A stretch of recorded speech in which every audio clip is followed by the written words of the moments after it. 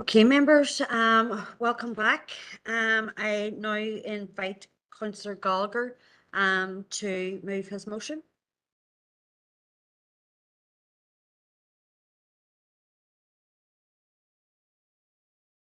Thank you, Mayor. I'll take the motion as read. Thank you, Councillor Gallagher, and I see that Councillor Barr has declared a non-pecuniary interest in the motion, but has also seconded it. So I'll open the floor to yourself to go ahead. Thank you, Mayor. Mayor, there'll be many in this chamber will be well aware of this proposal, and it's been long and hard debated within the chamber and our first phase of the lifetime of this council, and it has also been debated in the previous Strabane council, and on both occasions, it through the mandate of the councillors at that time, it has been agreed that the naming of this bridge would be the Ivanbar Bridge. Unfortunately, on those two occasions, we run into a technicality of the funders that provided funding for this bridge, and they put a debenture on that saying they wouldn't be supporting the name. So if council had passed it at that time, then we may have been open to a serious rates liability for the residents for this area. So we choose to, at that time, to wait until the debenture had run out. And the city solicitor informed me that that is the case, which is why this has come forward. For those who are not aware, Ivanbar was a councillor in the previous Strabane council. He worked for many, many years in public service. He gave much of his life to the public service, and he'd done a great job at that. He was a gentleman of politics that gave leadership to the people of Strabane through a very turmoil time. He was a great man of building bridges through good relations, and he successfully done that through the old council. And in his lifetime, he recognised the importance of this footbridge. He advocated for it. He worked hard for it. He was very much involved in the feasibility studies around this bridge. He's very much involved in the design of this and securing funding for this. Unfortunately, when this was coming to a conclusion, he lost his life. So I'd say to people in this chamber, it is a very fitting legacy to this man for council to confer his name on this bridge, the Ivanbar Bridge. Thank you, Mayor. Thank you, Councillor Gallagher. Councillor Boyd. Thank you, Chair, and just want to thank Councillor Gallagher for bringing forward this motion, and we in Sinn Féin will be supporting the motion here this evening. Back in 2015, Councillor Karina Carlin, Sinn Féin councillor, brought forward a motion to council that the Strabane Community Bridge would be named after the late Councillor Ivan Barr, in recognition of the positive legacy that Ivan had left behind for his work as a civil rights activist and a lifelong campaigner for political and social justice. Ivan represented everyone, no matter who they were or where they came from, and regardless of their political allegiance. Naming the bridge after Ivan would indeed be a fitting tribute to the testimony and esteem Ivan was held in. Within the old Strabane chamber, where Ivan diligently represented the people as a councillor for 23 years. It is only right and fitting that the people of Strabane have input and say, and already people do call the new bridge that connects the people from the east side and the Ballycoman areas of the town the Ivan Barr Bridge. If you Google it, it'll come up as the Ivan Bar Bridge. Ivan was the key driving force, as Councillor Gallagher said, within the council chamber to provide the new link bridge, and he also was key in the development of other key civic and community infrastructure projects, such as the library and the Alley Theatre and the state-of-the-art Melvin facilities. Ivan, whenever he did have any free time and whenever he got the opportunity, he used to fish under that bridge on the River Mourne. Ivan, indeed himself, was a bridge builder. He reached out far and wide to mend and build and unite bridges within all of our communities. As Councillor Gallagher stated back in 2015, 4 times a proposal to name the bridge after Ivan, and 4 times it was rejected. That proposal was rejected by the then DSD Stormont Minister, Mervyn Storey. At that time, the Minister made threats to withhold the funding to the tune of £1 million for the bridge. I want to just say we support the notice of motion that would allow officers to bring forward a report and advancing the proposal to confer the name of the bridge, the Ivan Bar Bridge. Thank you, Mayor. Thank you, Councillor Boyle. Councillor Barr. Thank you, Mayor. I'd like to thank Councillor Gallagher for bringing forward this motion, and I'm more than happy to second it. As Michaela just said there, in 2015, when Karina Carnan brought the motion, Mr. Mervyn Storey, the Regional Development Minister at the time, threatened to withdraw funding of £1 million after Ivan's name was put forward 4 times for the naming of the new footbridge. At this stage, Ivan's family, including myself, intervened. Rather than risk ratepayers in Strabane and Derry having to pick up the cost of Mr. Storey carried out his threat, Ivan was a proud Strabane man who literally lived and breathed the town, and he would have been devastated if a memorial to him were to be a financial burden on the ratepayers of the district. Ivan was a proud and committed socialist. He was never one for ceremony. He would be acutely embarrassed at the fact anyone wanted to name a bridge after him. Such was his reluctance to be set apart from anyone else. He refused to wear the chain of office when chairman of Strabane District Council. Ivan's funeral was representative of all sections of the community. However, the landscape has now changed, and the opportunity again is presented to follow through on what was proposed first 7 years ago. And I hope this motion does not cause division in council. Division is not what Ivan was about. No one was ever turned away from Ivan Barr's door on grounds of religion, colour, or creed. He was an active trade unionist and an ex-chairman of the Northern Ireland Civil Rights Association. He worked tirelessly for everyone in the district, and I'm certainly proud to have been Ivan Barr's brother. So thank you again, Councillor Gallagher. Thank you, Councillor Barr. Councillor Edwards. Mayor, thanks for letting me in. And just wanted to say from the outset that I didn't personally know Ivan Barr. He did pass when I think I was 9 years old when he passed. But what I have read in the last few weeks has been nothing but positive. And he was a Strabane man who reached the heights of chairing the Northern Ireland Civil Rights Forum. We all know the important role that played in peace here. What did strike me, Mayor, in reading about Ivan was an Irish Times report where it stated that his funeral, stated it was a measure of even-handedness and wide appeal that Republicans, Nationalists and Unionists joined together for his funerals in Strabane. And from speaking to the Strabane people in recent days, that's the feeling that I got from that. Ivan did help a lot of people, no matter what their background was in Strabane, and his chief focus, as outlined by previous speakers, was to improve the conditions and help bring jobs and a bit of investment to Strabane. So that's something that I support him doing, is something that I hope that I help contribute towards today as well. So we do appreciate that.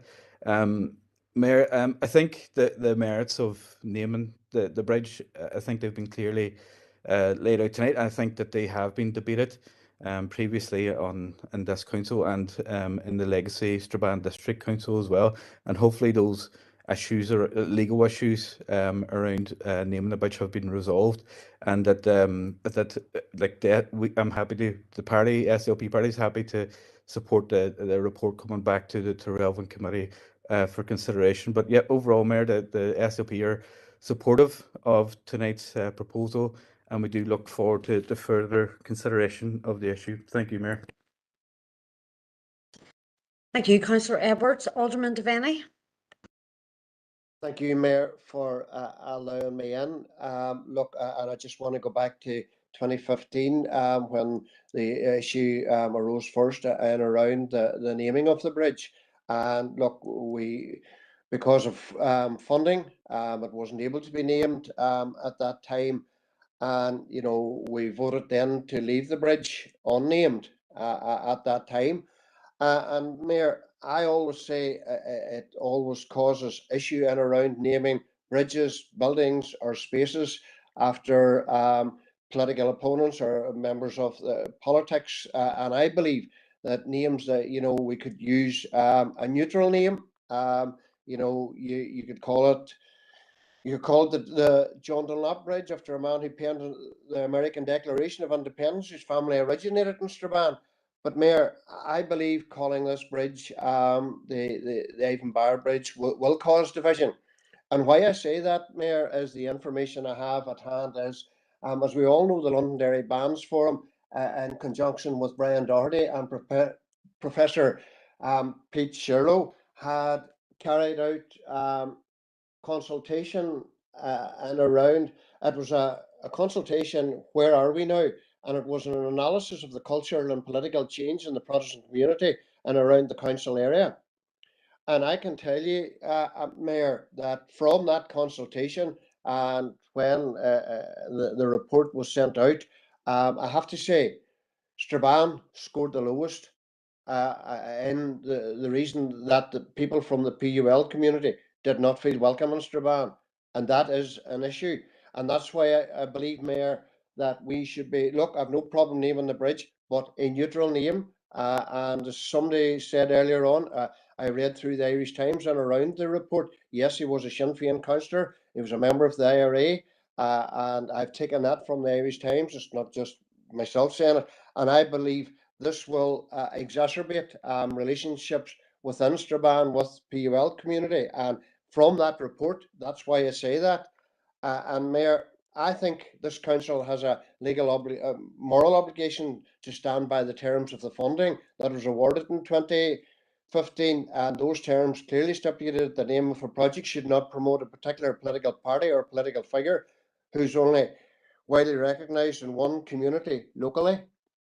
And Mayor, I believe that we will not, don't believe it, we will not be supporting this notice and motion coming forward here, because we do believe it will exacerbate relationships with the PUL community.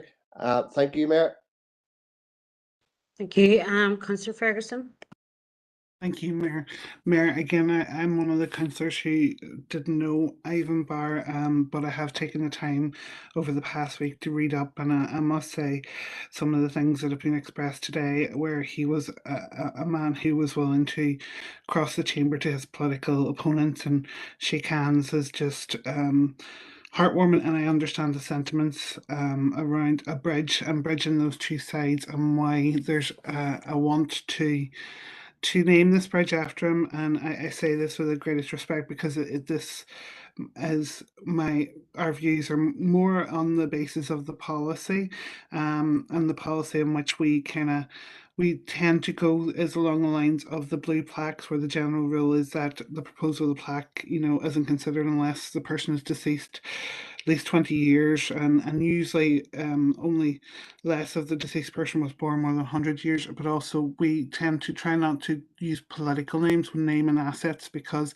it can cause divisions, with the greatest respect to each community. I heard, I honestly think that the comments that were made tonight around Ivan Barr have been really heartwarming, and I appreciate Councillor Barr here on the call. I wanted to just stipulate that it is not a personal reason on which we can't support this motion. It's just more on a political policy where we wanted to make sure that we have neutral spaces for everybody, and that consideration be taken further down the line and have a policy similar to the Ulster History Circle with their blue packs. So unfortunately, where I completely understand the sentiments of the motion, we won't be supporting this motion tonight.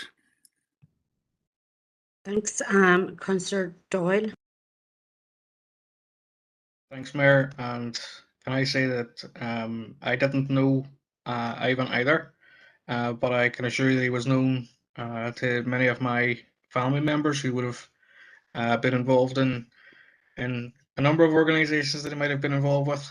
And the information that comes to me from people, even in Aintu, up and around the Strabane area, is that Ivan's name was synonymous with pulling up your sleeves and getting on with the work of the people, and it didn't necessarily matter who you were. I think, as Raymond said, his door was never closed to anybody. And I have to say, I'm quite disappointed, although I don't know why, with regards to the comments made by the DUP group leader, because I'm sure the same sentiments weren't expressed whenever the large leisure centre in East Belfast was named after Peter Robinson. But alas, we're more than happy to support this, and I'll be quite happy to vote in favour of it today. Thank you. Thank you, Councillor Doyle. Alderman Hussey. As was on like quite a few on the virtual chamber, I didn't know Ivan. And a story about Ivan when I was still an independent member in Strabane District Council. Ivan approached me and asked me would I consider joining Sinn Féin. He viewed me as quite a socialist, and I always viewed Ivan as a socialist vis-a-vis being an out-and-out Republican, but that's for by. As public service was mentioned, and I suppose that has to include that Ivan was a member or a former member of the Royal Air Force Regiment in his time, which is sometimes forgotten about. I remember a certain chairman of council, a unionist councillor, being told that Ivan might have more right to lay a wreath at a remembrance occasion than the particular unionist councillor. However, I'm mindful that council is still developing its asset naming policy, as has been alluded to by Ferguson, and I'm also mindful of the comments about Ivan himself, and I'm not sure that Ivan Barr would have really wanted this sort of attention given his socialist credentials. So at this moment in time, and we need clarification, I think, on this as well, with ongoing policies that are being developed by council as to how this would be taken forward, the impact it would have on other council projects. And I suppose, I just myself would want some clarification as to when the bridge was passed into ownership of the council. I wasn't 100% sure in that. The last repairs, I'm not sure they were undertaken by council. So sorry about this. So if that could be forthcoming from the legal end, but as things stand, like Councillor Ferguson, rather than causing divide, and as Councillor Alderman Devaney has outlined, there are implications for community relations that have to be taken into consideration as well. But that is no reflection on the elective work that Ivan did in his time, and indeed there would have been projects that we concurred on and would have supported each other on, and I'm very mindful of that, and indeed thinking of the family at this time as we, in a way, attempt to figure a way to commemorate and remember him. Thank you. Thank you, Alderman Hussey, and I'm sure a lot of the questions and concerns that you have will be contained in any report that will be brought back. I don't see anyone else in the chat box, but I do detect that there's a divide in relation to the vote. So I will pass to the Chief Executive to take us through a vote on it. Could we get a recorded vote? We can, yeah.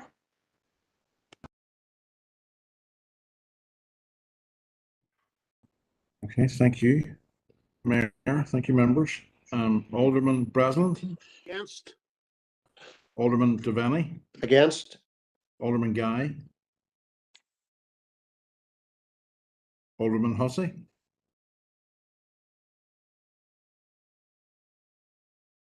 Alderman Carrigan. Against, John. Alderman McCready. Alderman Thompson. Alderman Wark. Councillor Jason Barr. Councillor Raymond Barr. For John. Councillor John Boyle. John Jason Barr had passed on his apologies earlier. I'm for. Thank you, Councillor Boyle. I had noted that. My mistake. Thank you. Councillor Michaela Boyle. For John. Councillor Carr. For, John. Councillor Cusick. For John. Councillor Donnelly. For. Councillor Doyle. For. Councillor Duffy. For. Councillor Edwards. For. Councillor Farrell. For. Councillor Ferguson. Against. Councillor Fleming. For John. Councillor Gallagher. For. Councillor Harkin. For. Councillor Jackson. For. Councillor Kelly. Councillor Logue. For John. Councillor McGinley. For John. Councillor McGowan. For, John. Councillor Mooney. For. Councillor O'Neill. For. Councillor Riley. For. Councillor Senoy Barr. For John. Councillor Tierney. For. Thank you. John, Councillor McHugh, I've been here since 4:15. For. Yeah, just come into the chat box there, John. Thank you, Councillor McHugh, and thank you, Alderman Hussey. Are there any other members at this point? Oh, thank you.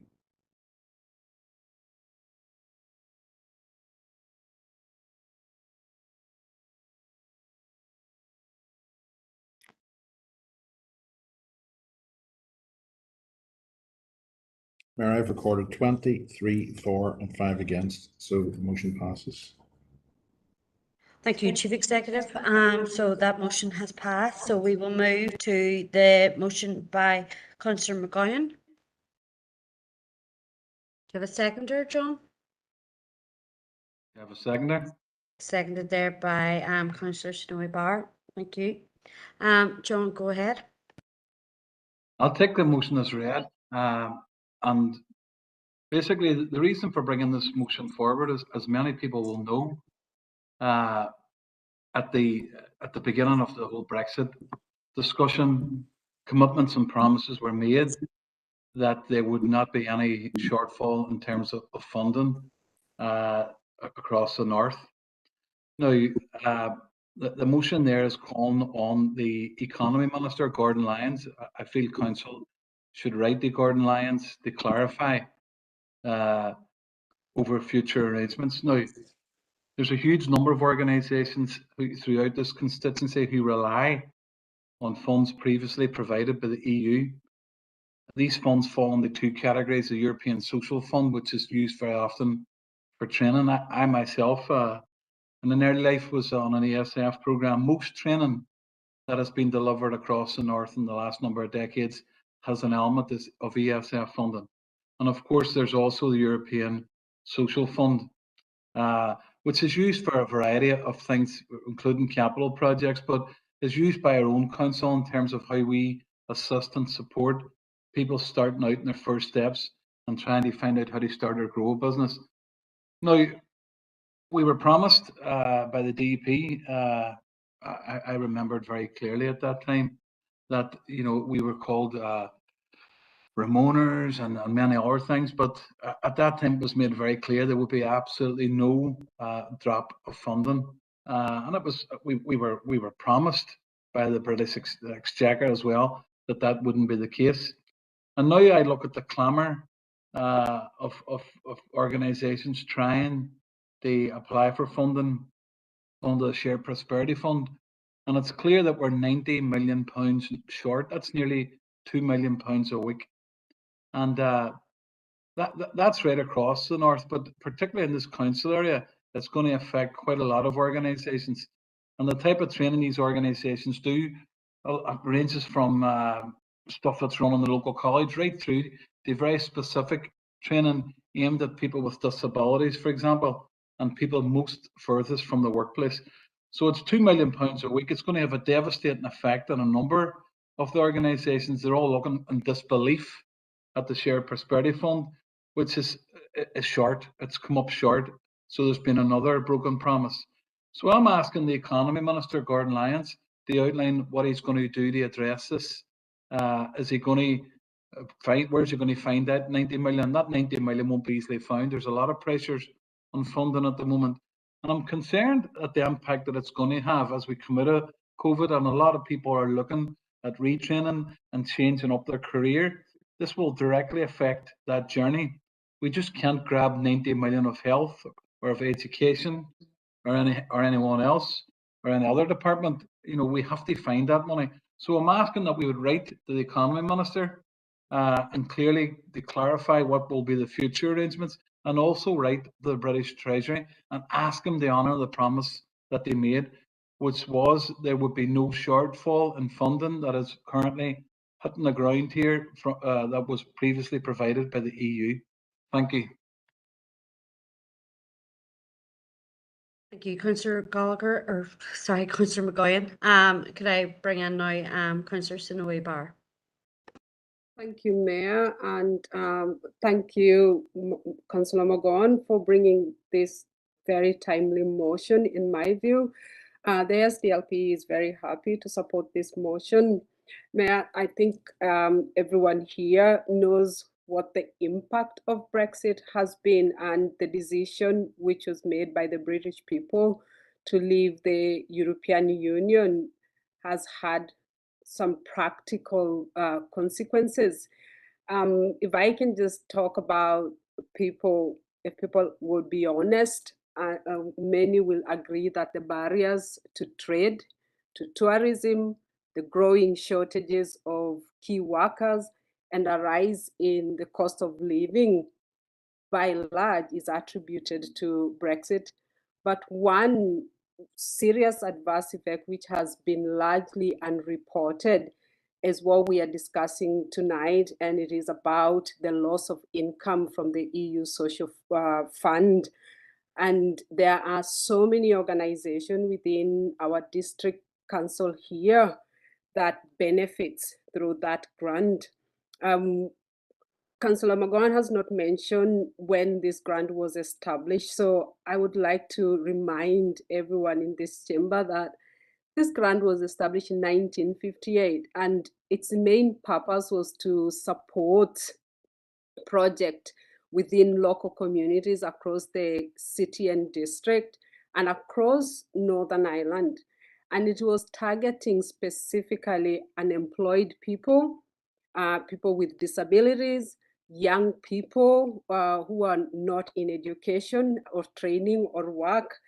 And as a result of Brexit, this fund will end in March 2023, just 8 months away.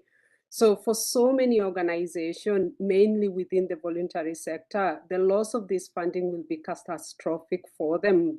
And many of them, this is the largest source of their income. So members may be aware that the Equality Commission commissioned a report in April this year, which sought the views of a range of stakeholders, including those who had received the EU funding for programs that promoted equality for opportunities and good relations in the north of Ireland. And one interviewee was contributing. Councillor, I'm going to have to ask you to bring your remarks to a close.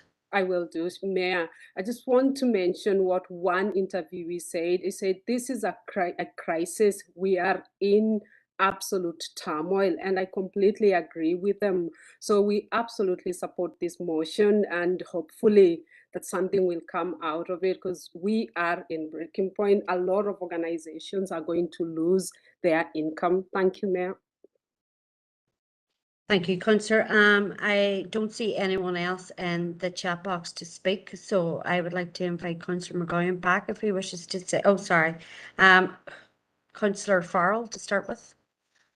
Very briefly, I think we've had experience in the past where we have a motion which calls on somebody to do something but doesn't actually result in a letter to that person or persons, so they've no idea that we actually had this debate. So very, very simple amendment.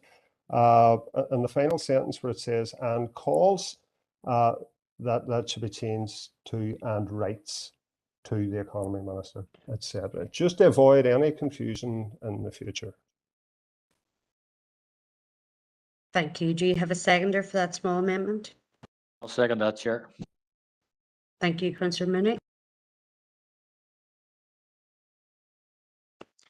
Alderman Kerrigan.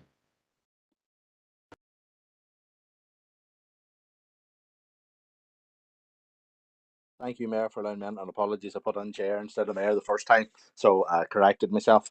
Mayor, in regards to this, sorry, till I get me, I'm looking at one page and trying to read from another. Mayor, in regards to there is an issue. There are ongoing issues here in regards to making up the shortfall, and we know every government department is under pressure. The European Social Fund is one of the funding sources, overall funding to the community and voluntary sector. It's from the information which I've been able to garnish here, it is a small provider. I've got a figure here of 2% at just under 18 million, whereby that sector's received almost 819 million, the majority of which coming from central government as it stands. 57% from central government and the various other funds such as General Public, the National Lottery Fund, Community Fund puts in more than the EU. At over 24 million. So there are other sources there, but again, I do accept that there is a shortfall here, but it is a thing that all of our elected representatives will have to seek to see if we can make up the shortfall.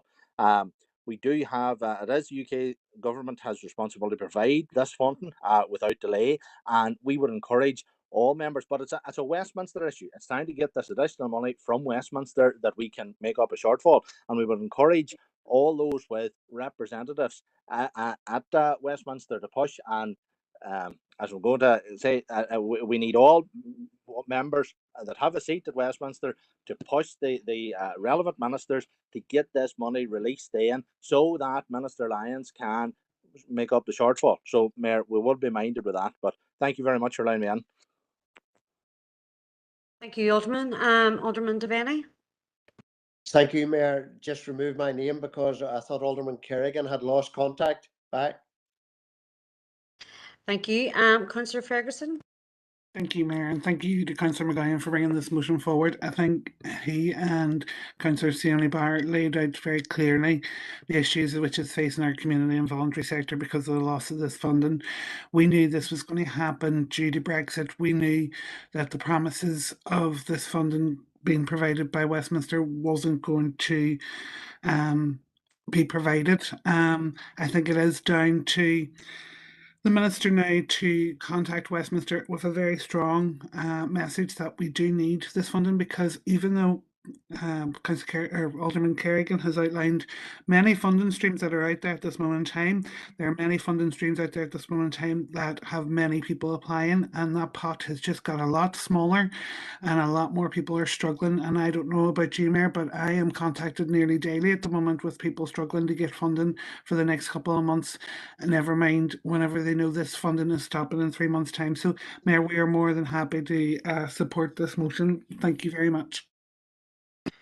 Thank you, Councillor Ferguson. So there is a small amendment there. I'll just put it to the floor to see if we're content with that small amendment. Yeah, okay, so we will accept the amendment as it stands. And I will now put it to the floor to give people an opportunity. Is there anyone that wishes to vote against the motion? Can I sum up, Mayor? You can sum up, yes, go ahead. Listen, I'm glad that a lot of people who have commented have seen sense.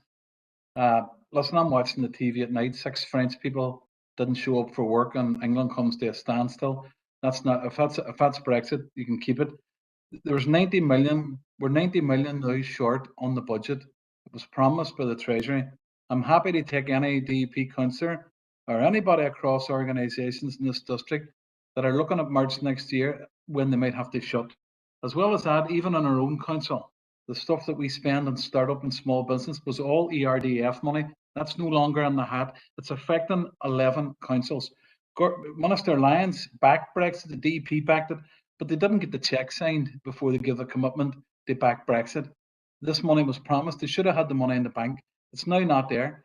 And last year, I should remind certain members here that in December last year, Invest in this city ran out of money. I can take them to 4 or 5 or 6 companies that were not able to get money for job assistance. Again, European money. They didn't have it. It wasn't there. So it's clear it's already having an impact on the ground. So I'm happy to take anyone across. If they want, they can speak to some of the companies that rang me asking, listen, we Invest in have no money to write new business. That was under Minister Lyons' watch. So I'm interested in solutions, not interested in sound bites.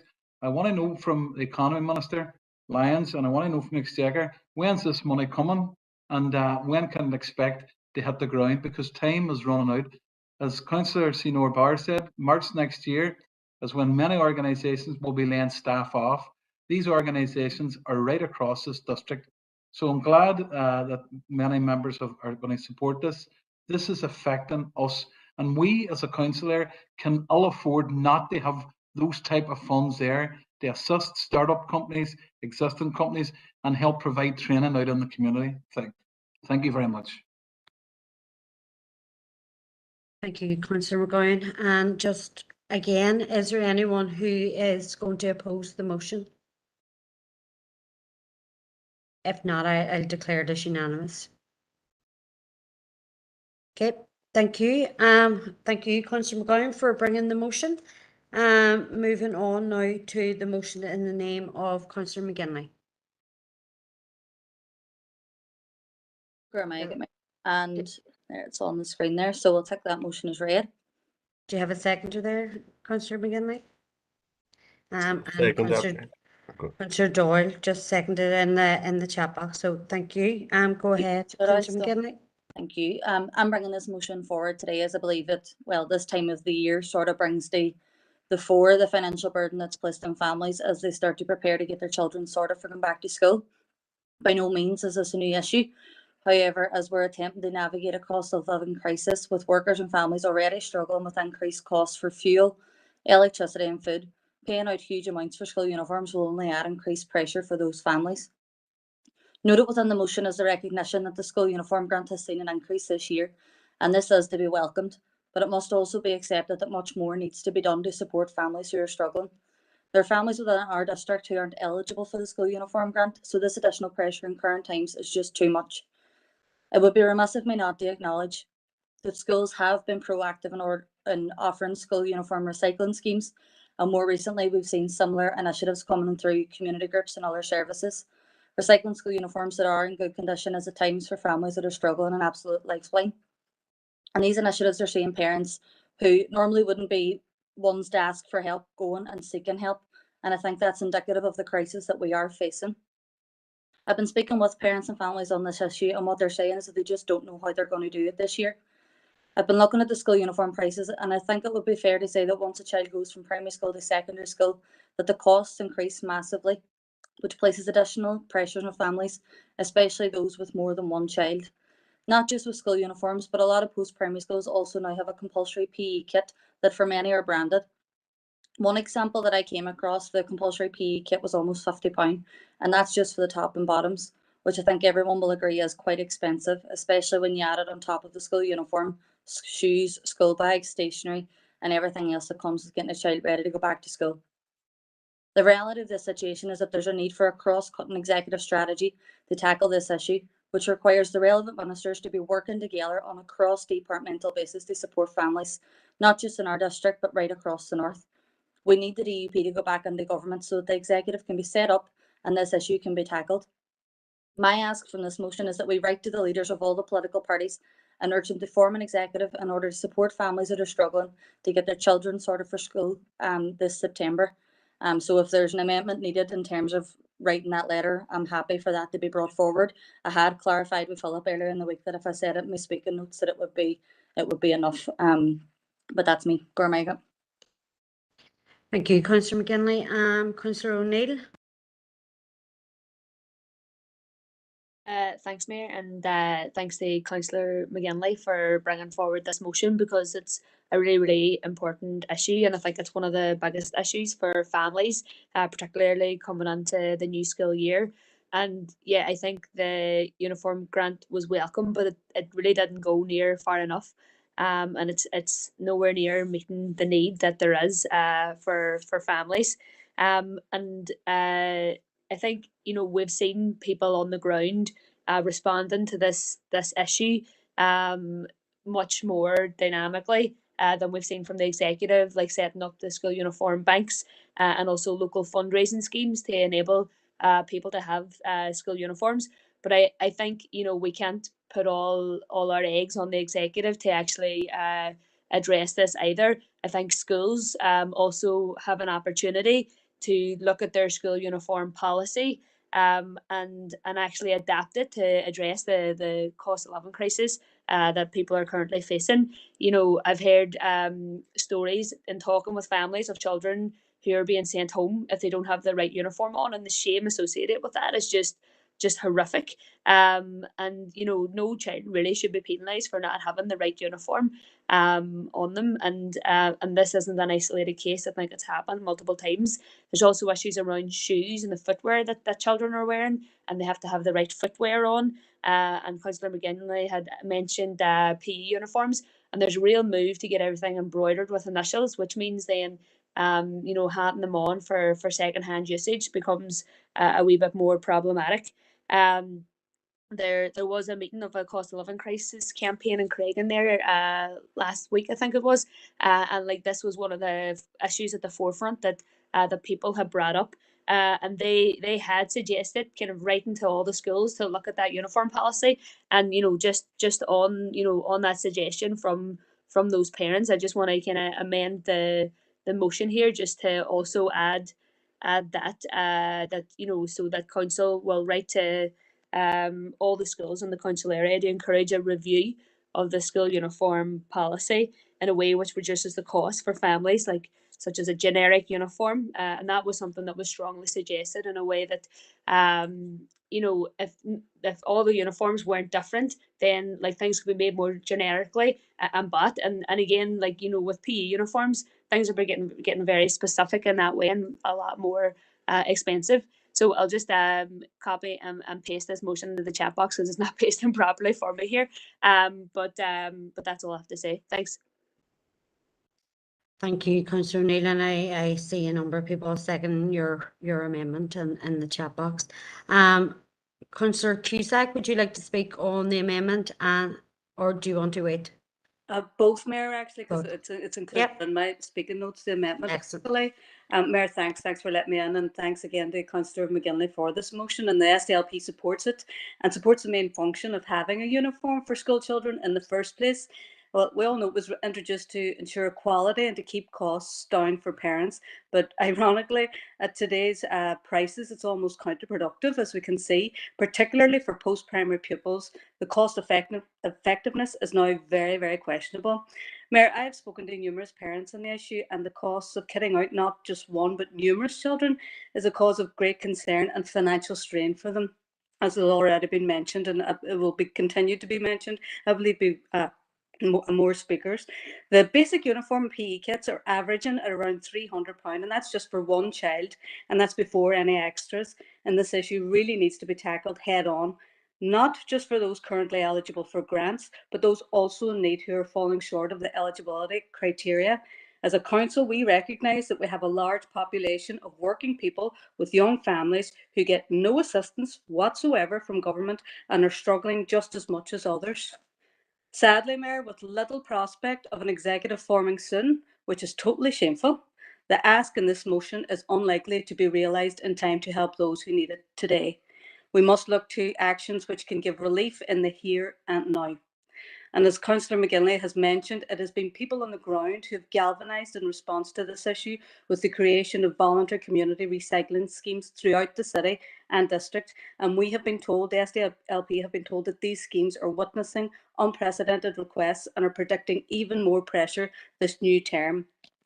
Mayor, I know, like many reps and organisations, my SDLP colleagues have been assisting with donations and recycling of both uniforms and all kids' clothes, with drop-off and collection points in our party offices. And I would encourage all elected reps to support and promote the fantastic organisations. And there's so many, I'd love to mention them all, but I know I've only got 2 minutes here. So just shout out to all of them doing brilliant practical and immediate assistance, as opposed to waiting for yet another dysfunctional executive to provide solutions.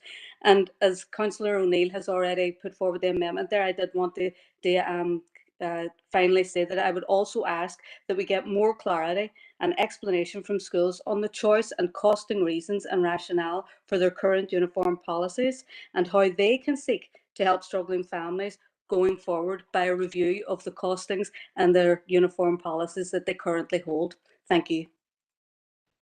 Thank you, Councillor Cusack. Councillor Ferguson, would you like to speak on both? Yep, I'm happy to speak on both, Mayor. Thank you.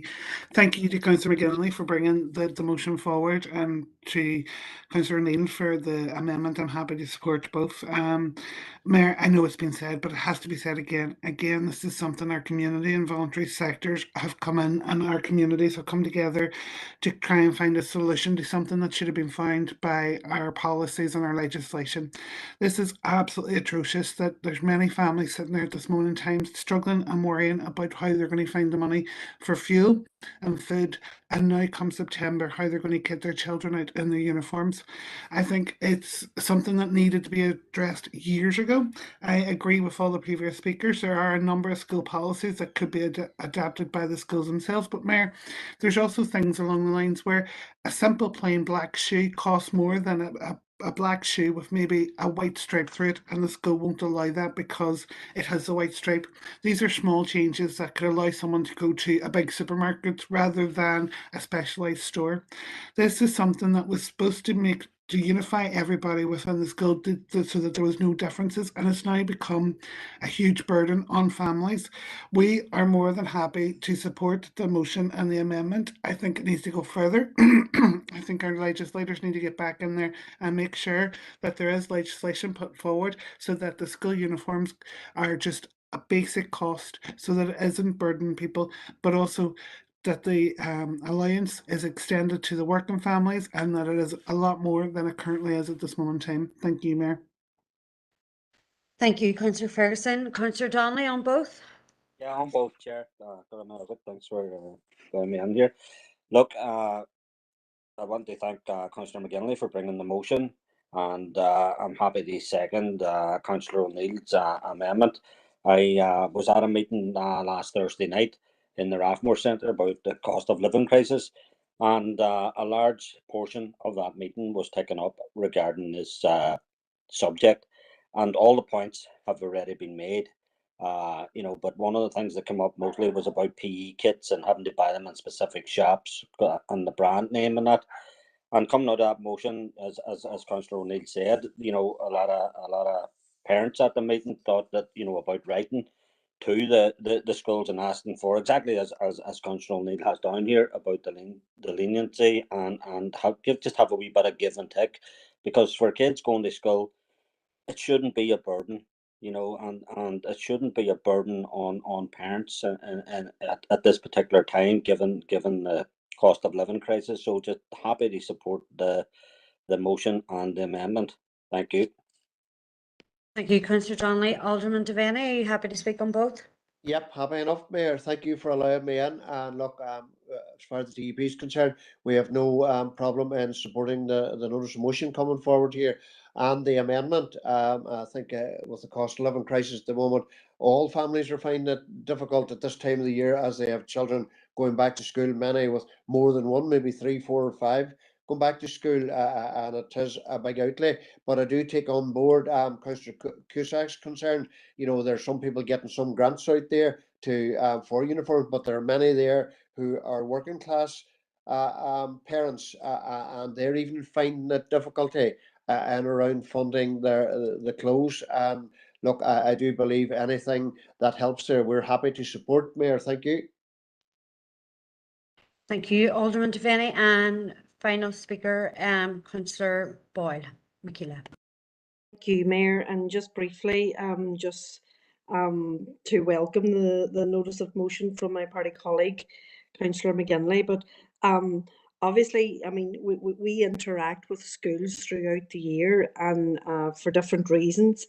And we interact with school principals and teachers on educational matters, and we hear from them a lot about, you know, children coming to school hungry and children you know, probably only get the school meal is the only meal that they get during the day, you know. So obviously reducing the cost of uniforms in terms of financial burden on families. Surely schools now should be looking at that in terms of uniforms and having a more generic uniform. I know some schools where you actually can buy a jumper or something, but you have to get the school motif embroidered on or whatever, and there's a cost to that as well.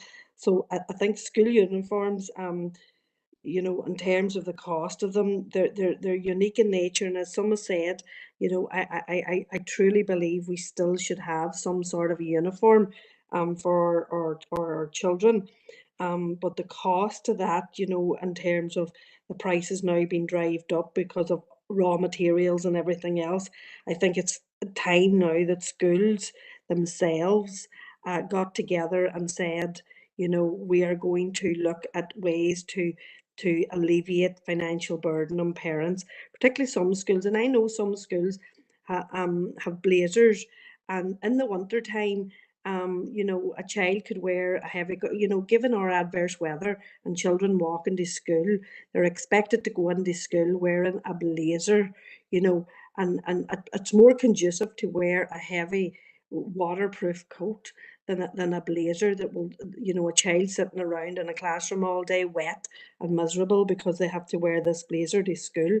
And some schools don't allow them to wear the outer garment, you know, the black, you know, rainproof jacket, which I think it's high time now that they looked at that, you know, in terms of and we talked about the working poor as well. There's a lot of parents who both parents are working and can't afford a uniform, and obviously children, parents who have more than 2 or 3 children at school, particularly post-primary schools. But just to say thanks to my party colleague Emma for bringing the notice of motion forward. Thank you, Mayor. Thank you, Councillor Boyle. I don't hear anyone speaking against the amendment, so I will assume that the amendment is supported, and I will invite Councillor McGinley in to sum up. Mayor, and thank you to everybody who has spoke in favour. Thank you to me for the amendment. It obviously does strengthen the motion, and the more action that we can get coming out of that, the better. So I do definitely welcome that. It's a big issue for people within all of our areas right across the district, and as I said within my own notes, right across the north. So whilst the responsibility can't be solely on the executive, as Maeve referred to, there is a responsibility from central government to look at this. So there is definitely a need for the DEP to reconsider and go back into the executive. It's imperative. You know, there's so many issues, not just this one, that need to be tackled in terms of the cost of living crisis. So I'll finish it there. I'm grateful for everybody that's spoken in favour. I don't think anybody spoke against, so I'm glad about that. Gormaga. Thank you, Councillor McGinley, and I do believe that it is going to be unanimous, but I will give it a second. Yep, unanimous. Well done, Councillor McGinley. Moving on to the next motion in the name of Councillor O'Neill. And could I just say, I would like to second this motion. Thanks, Mayor. Can I take the motion as read? Yeah, go ahead, mate. So reusable menstrual products can have significant positive effects in helping to alleviate period poverty, reduce risk to health, and they're also better for the environment. But like from a waste point of view, during a person's lifetime, the volume of waste from sanitary products is enough to fill 2 minibuses apparently. And it's also estimated that like approximately 700,000 panty liners, 2.5 million tampons, and 1.4 million sanitary towels are flushed down the toilet in the UK every single day instead of being banned, which is kind of shocking. The other thing we don't do is scrutinise the amount of crude oil contained in menstrual items. So, for example, in one conventional pack of menstrual pads, it holds the equivalent in plastic to 4 plastic bags. The other thing we don't really think too much about is the toxic effect of sanitary products that we place in or right next to our bodies, which are made of chemically infused materials. But I think, like, most importantly, and particularly right now, is the fact that periods are expensive. On average, a person who menstruates uses around 12,000 disposable menstrual products in their lifetime. So, like, that cost, according to Zero Waste Europe, ranges from €1,500 to 7,500 euros, depending on what European country you're in. And this compares to around €100 for reusable products. But like, unfortunately, period poverty is all too real. And stats reveal that as many as 2 in 10 women can't afford menstrual items, and many young people are still missing school because they can't afford sanitary products. And this council's passed previous motions on period poverty, and as a result provides free products in council facilities, which is really excellent. However, as we move towards developing a more sustainable intervention and addressing period poverty, we need to explore how we can introduce a reusable menstrual product scheme. So, like, we have a really good opportunity in working with local partners here and with support from NIRN to create a sustainable model utilising the textile skill that Derry is famous for to create a successful scheme of reusable pads and pants. And reusable menstrual products alternatives have become very popular over the last number of years, and they're also doing a lot to address the stigma of periods. However, many people are still unaware that there are more sustainable ways to manage their periods, and this lack of awareness is also linked to poor period education.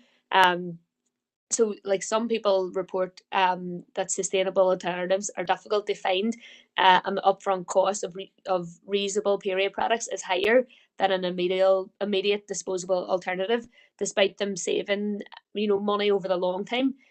So that's why, like, something like this scheme can overcome a barrier like this. So just to finish, like, for far too long, our periods have been a source of shame, and like disposable products have fed into this in a way. But periods are a normal part of life, and we need to challenge the stigma of menstruation. And we can take this opportunity to make period management a positive and empowering experience, where we can make informed choices for our own health and that of the planet.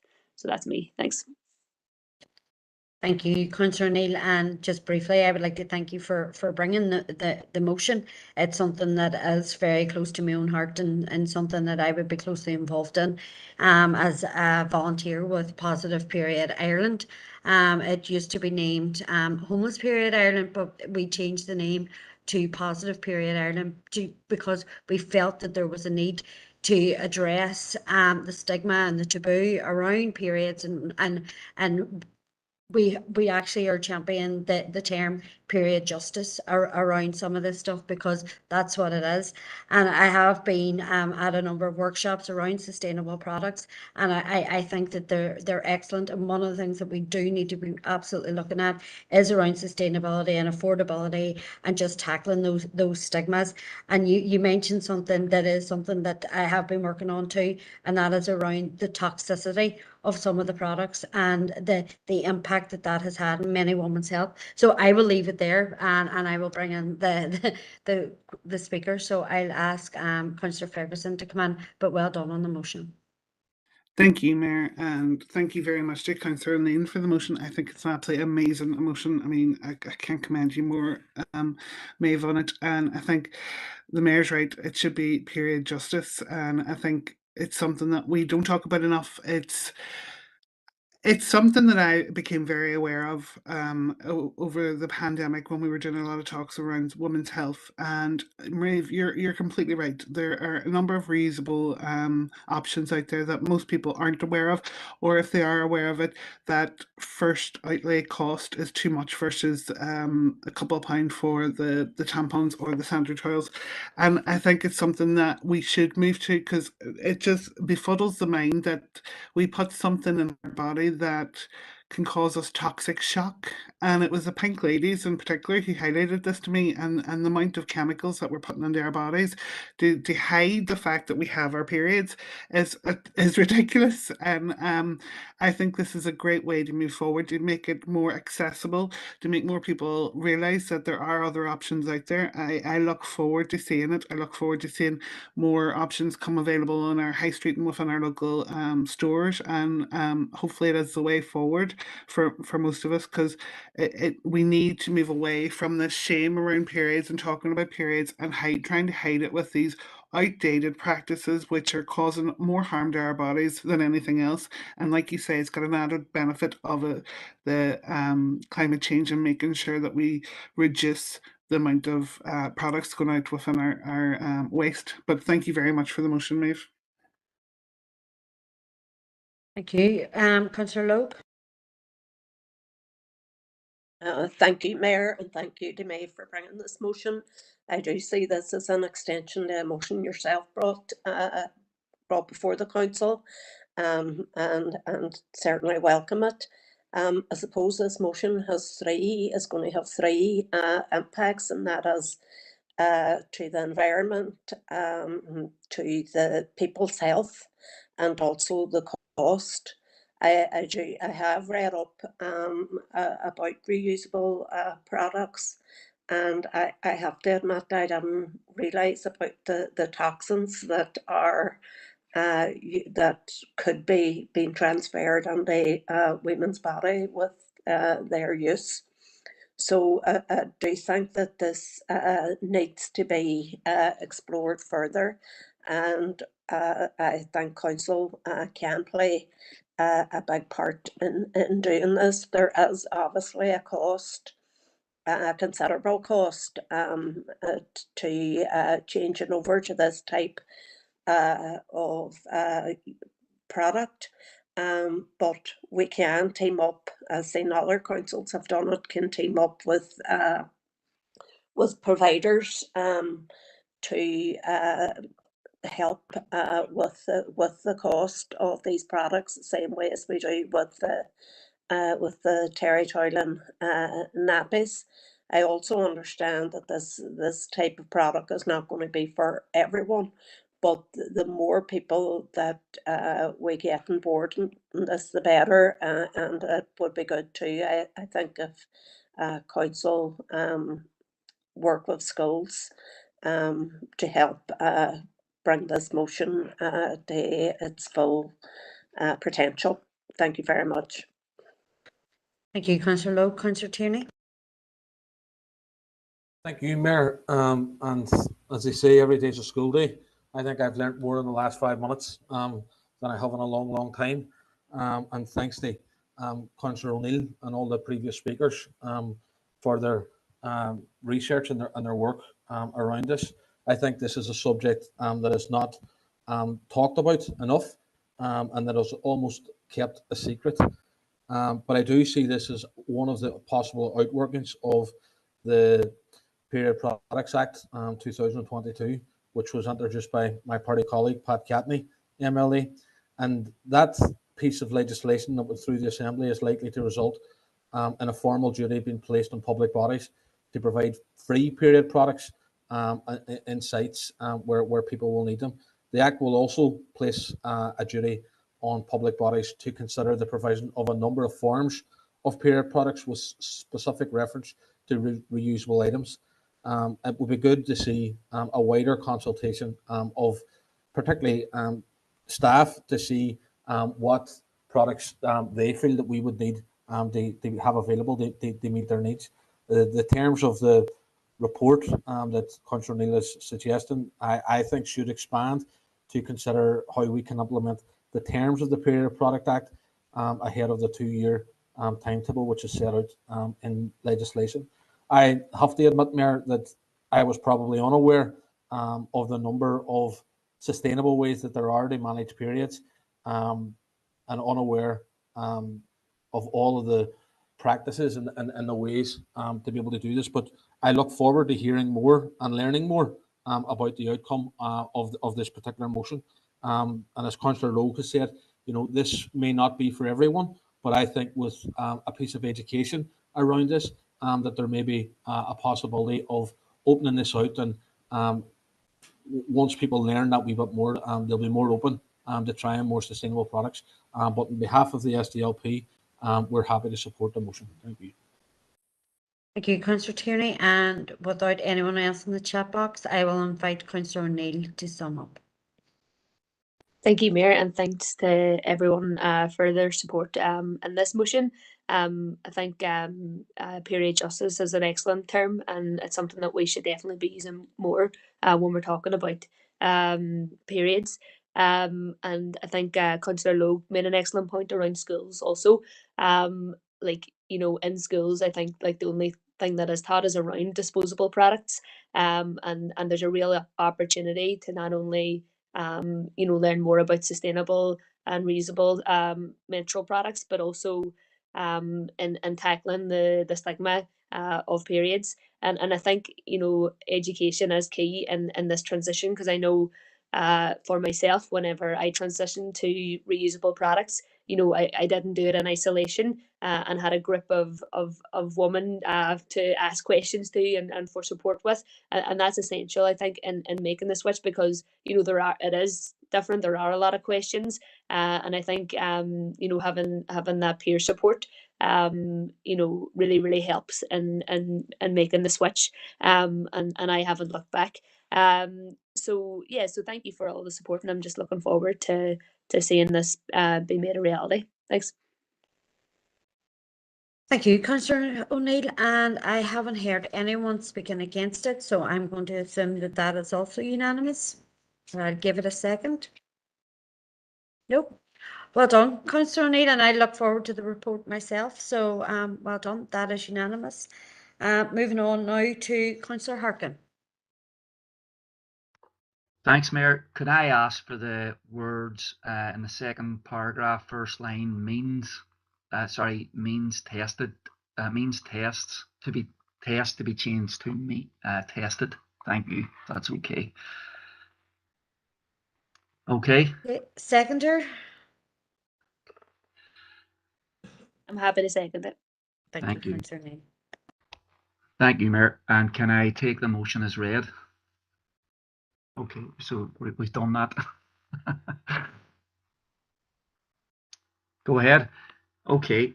Look, you know, we talk a lot about the cost of living crisis, and we've talked about what we can do as a council, and we've come up with a hardship fund that we shouldn't really need to have, but we do have it, and we're going to try and help people with it. We have lobbied and campaigned both Stormont and Westminster for more urgent action to help as many people as possible.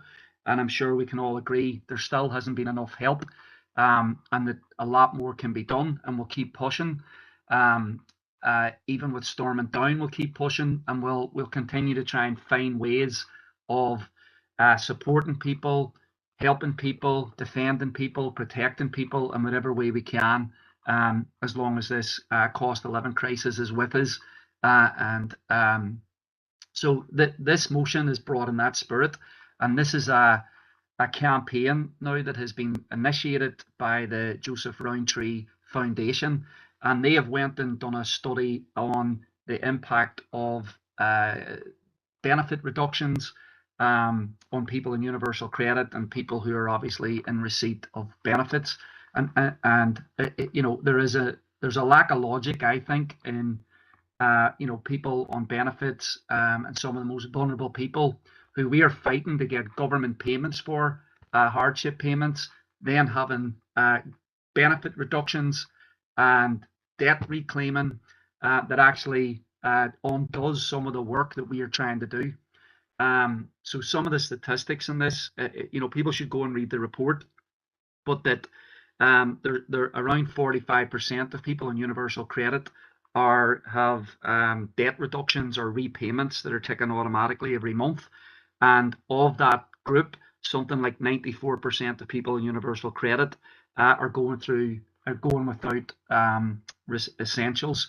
So the Joseph Rowntree Foundation's argument, and this will be backed up by, you know, people in the anti-poverty groups and advice workers and so on, is that benefit reductions right now are actually driving some of the most vulnerable people into destitution and poverty. So I think that this is something that can potentially be done by the minister.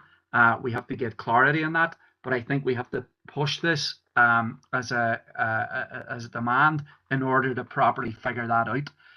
I think that this would have, if we could get this done, it would have a huge impact on a lot of people. It would obviously put more more money into people's pockets if debt repayments, benefit reductions were suspended, and I think that this is I think that we're going to see this as a campaign now. I mean, workers are taking strike action for cost of living pay raises, and I think that we have to be fighting to defend the most vulnerable across our society in whatever way we can. So we'll leave it there, Mayor. Thank you. Thank you, Councillor Harkin. Councillor Farrell. Yeah, thanks, Mayor, and thanks, Councillor Harkin, for the motion. We support the proposal to call on the Communities Minister to suspend benefit deductions. We're all aware that, you know, society is gripped by a cost of living crisis. Food, fuel, energy prices are rising at the fastest rate in 40 years, and inflation is expected to hit 11% later this year. Society needs support from the executive to weather this storm, but we don't have an executive. What we do have is £435 million lying dormant in Stormont that can't be spent because the DUP are refusing to go to work. And what we also have is one party holding the entire North to ransom and effectively vetoing any new measures that could put money into people's pockets to tackle the soaring cost of living. And we note that only yesterday, Westminster's Work and Pensions Committee made this very recommendation to the British government. They said that the British government should pause all benefit deductions because they recognise that these are plunging hard-pressed people, families and individuals further into hardship and crisis. And we're all aware that benefits and social security as a devolved matter. So what happens in Britain doesn't happen here. You know, benefits is the sole responsibility of the Northern Ireland executive, and we don't have an executive. So major questions exist around the ability of the Communities Minister to implement such changes in the absence of a functioning executive. And while we support the motion, we have serious concerns around whether the Minister can actually suspend these benefit deductions or debt recovery while DUP MLAs continue to absent themselves from the institutions at Stormont. So I have a slight amendment.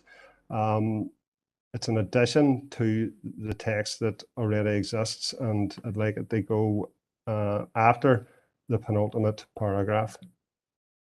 So, short and sweet, Council will, in light of the recommendations made by Westminster's Work and Pension Committee regarding a pause in benefit deductions, write to the Minister for Communities to understand if such changes could be implemented in the absence of a functioning executive. Thank you. Thank you, Councillor Farrell, and I see that Councillor Tierney has seconded that. Councillor Doyle, are you looking to speak? I wasn't, but now that you give me the opportunity, Mayor, thanks for letting me in. You had a me in the chat box. I wasn't It sure was what it about related to. seconding earlier, but Ah. someone got on before me, no worries. Listen, I just wanted to say that I welcome this, and I think that from memory, the Communities Minister, in fairness here, over COVID already suspended the recovery of benefit overpayments and loans because I had dealt with a number of cases at the time. So I would like to think that it would certainly be something that would be available in her arsenal. But just wanted to say, yeah, absolutely support the motion and have no issue with the amendment either. Thank you. Thank you, Councillor Doyle. You answer. Councillor Jackson. Thanks, Mayor, and on behalf of Sinn Féin, we support both the original motion and we're supportive of the amendment as well. And I suppose it goes without saying that during a cost of living crisis, when we're all, as society as a whole, are being crippled by rising utility costs, rising fuel costs, and rising fuel or food costs, those that are on benefits are some of the most impacted by it, and those that are having their benefits reduced as a result of any arrears that they're in are put in a position, and I think I think Councillor Harkin alluded to it, we're almost being pushed over the edge, and that's something that we're hearing quite frequently, and it's only going to get worse as we approach the winter months. So anything that can be done to protect people is something as a party we would be very supportive of. Now we want to explore all possible options to support people during the challenging times that we're going through and will continue to go through. In relation to the social security system, it's broken, and the Communities Minister has been working hard to bring about meaningful change, and I think that as anybody that's seen that department's response around COVID,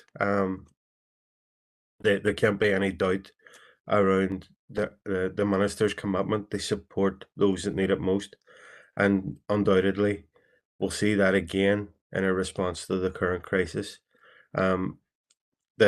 Our ministers but Sinn Féin ministers are determined and working every day to put money back in the pockets of ordinary people, and for Deirdre, for example, has delivered the £200 fuel payment to over 250,000 people.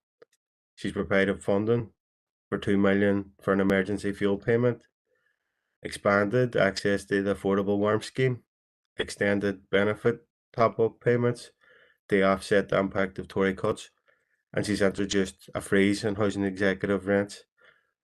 But there needs to be a lot more, and what we as a party have been to the fore of demanding robust action from Westminster. In terms of, we need a cut on domestic energy bills. There needs to be updates in Councillor benefits. Jackson, could you finish up? Okay, no, thanks, Mayor. Just in relation to just to finish it up, we're supportive of the motion, but in line with the previous speaker, there is 430 million that is sitting in the executive's coffers at the minute, which would make a massive impact in terms of supporting those that are in the most vulnerable, and they access that, we need the DUP. They come back and they turn up for work and support people that need it. So, but in terms of the context of the motion, we're fully supportive of doing whatever we can to support those that are most vulnerable in our society. Thank you, Mayor. Thank you, Councillor Jackson. Councillor Ferguson. Thank you, Mayor, and thank you to Councillor Harkin for bringing the motion forward and for Councillor Farrell for the amendment. I have no problem at all supporting the motion. I know this is a well-rehearsed debate where we know there's a lot more that needs to be done to protect our citizens from the cost of living crisis that we're currently in and what we're facing now within the winter. And there is a pot of money there that is available that we need out as quickly as possible on the ground. But when it comes to this motion, you know, Mayor, I've seen families, I've sat in living rooms with people who are crying because of the deductions being taken out of their universal credits and they can't cope with the amount of money that they have to live on. And that was pre-COVID. That was pre-cost of living crisis. These are single parent families that just cannot cope with the cost. This is something that needs to be frozen and frozen now. And hopefully, from what Councillor Doyle has said, there's a precedent out there. If the Minister was able to do it during COVID, hopefully this is something that can be done now and implemented as soon as possible so that these families can start to have a little bit more than they currently have with the current cost rising. So, Mayor, we are more than happy to support the amendment and the motion today, and hopefully this is actually something that can be implemented whilst we wait for the executive to be back up and running. Thank you, Mayor. Thank you, Councillor Ferguson, and I don't see anyone else in the chat box, and I haven't heard anyone speak against the amendment, so I'm going to take the amendment as passed. Yep. Okay, Councillor Harkin, if you'd like to sum up.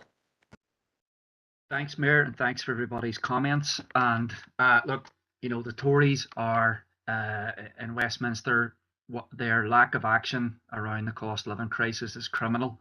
And instead of helping people, what they're doing right now is ramping up a class war against workers who are trying to take action for above inflation pay raises.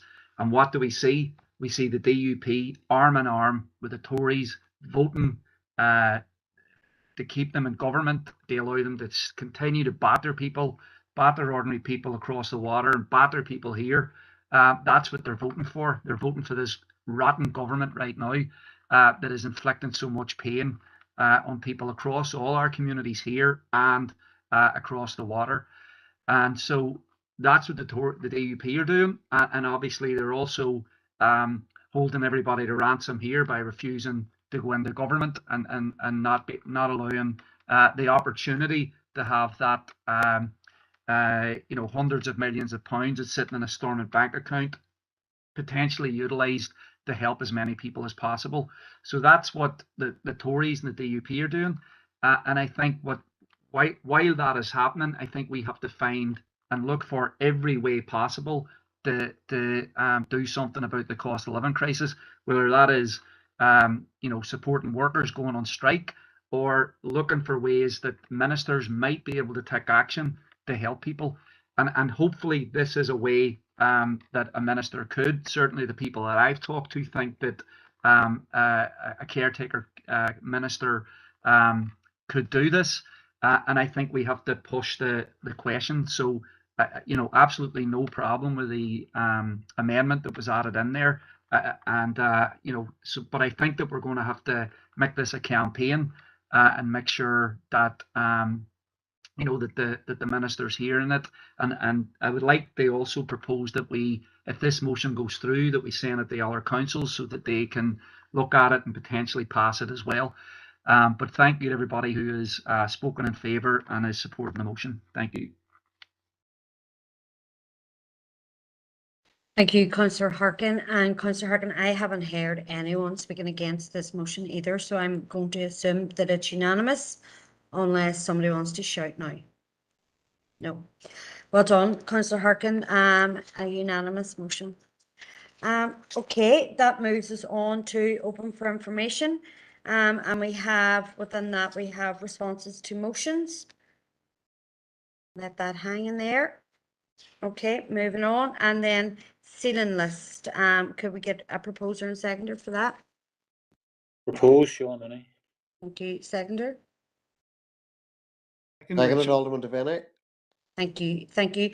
And that concludes our business for tonight's meeting. I thank you for your perseverance. We had hoped that it wouldn't have been a long meeting, but we did take quite some time in terms of chairperson's business to get through some of the issues around flooding. So I appreciate the time and effort that went into that. So thank you, and I wish everybody a lovely summer. And hopefully we don't have to come back for anything. But enjoy the summer, and we'll see you in September. Thank you, Mayor. Enjoy the break. Thank you, Mayor.